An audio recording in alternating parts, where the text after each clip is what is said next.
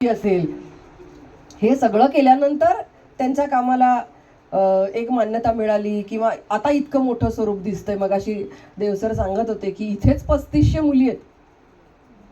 तिकडच्या शाळेमध्ये तर किती लाखो असतील, 35,000 आणि होऊन गेलेले अशा किती जणांच्या आयुष्याला घडवलं या संस्थेनी.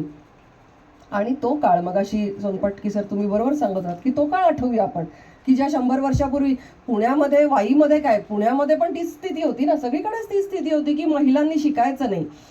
मी सेवा सदन संस्थेमध्ये एका युनिटचं प्रतिनिधित्व करते. मी प्राचार्य आहे तिथे DED कॉलेजचं. तर मला तेही सांगावं असं वाटेल की रमाबाई रानडे त्यांनी त्यावेळेला 2 प्रकारचं, म्हणजे नर्सिंग आणि DED असे 2च प्रचलित होते बायकांसाठी,